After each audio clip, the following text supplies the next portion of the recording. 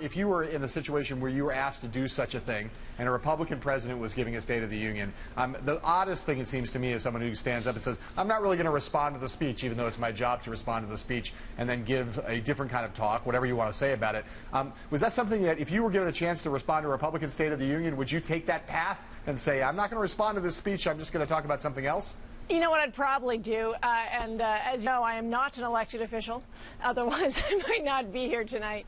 But what I might do is actually just take one particular issue and really engage in the particular issue, and she did a little of that. But, you know, it's a weird role to have to play. You know, this whole ritual is an interesting ritual, and as we've seen this past year, it's changing. Not only the speech coming out beforehand, but I bet you more and more people are experiencing it through the lens of social media as a kind of, you know, there's a Mystery Science Theater aspect to Twitter now, where you're getting this constant humor along with serious fact-checking during the speech, and that's interesting. Let me bring you back to the bigger speech of the night then. President Obama, you are obviously a fellow Democrat of his. A lot of Democrats seem to be very enthused about this speech, at least from the reaction in social media and elsewhere. What was your take on President Obama's speech?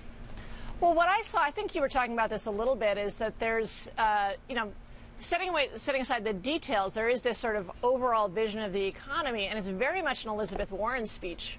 I mean, the particular language actually sounded like Elizabeth Warren, not just the repeated real engagement talking about fairness, but even the language of rigged, you know, talking about the rigged nature of a tax code, the way in which the tax code is full of loopholes, and then also just the substance, talking about, you know, community colleges, student loans, medical leave, sick leave. These things really, you could feel the power, I think, of her populism in his overall framework and even in his language.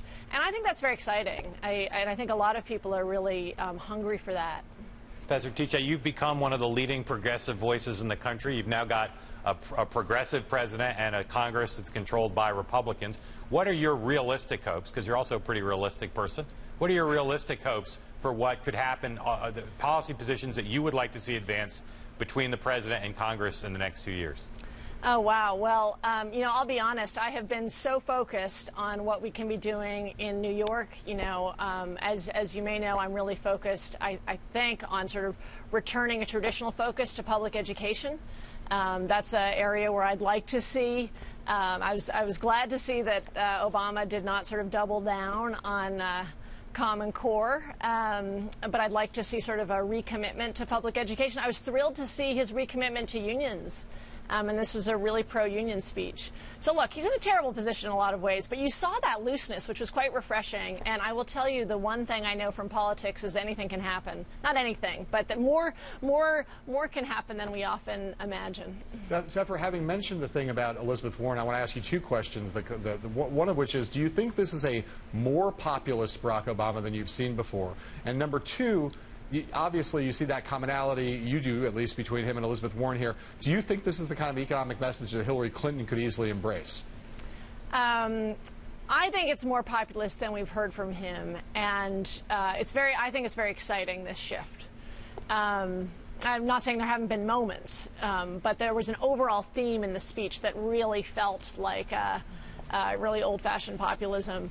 You know, honestly, I think it's something that I'd love to see Hillary Clinton try to embrace, but it can't be done just with language. And I think that's her challenge, is that she doesn't really have a populist history. So, you know, I don't know what she can do to prove that she's serious about, you know, really rejiggering the tax code, really engaging in things that support a decentralized middle-class economy. But, you know, she's made some efforts, and it often can feel a little false. Okay. Al, you want to jump in here real quick? Well, I agree. Do you think that we would, from your perspective, would you be happy to see Elizabeth Warren jump in that presidential race? And do you think there's any prospect that she might? I mean, I'd be thrilled.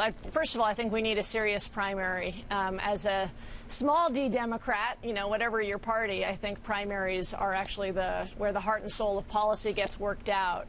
And I think it would be a real Democratic tragedy if we didn't have a serious primary. And I have great admiration for her, so I hope she jumps in. And obviously you want increased political power for law professors. That's one of your cardinal wishes.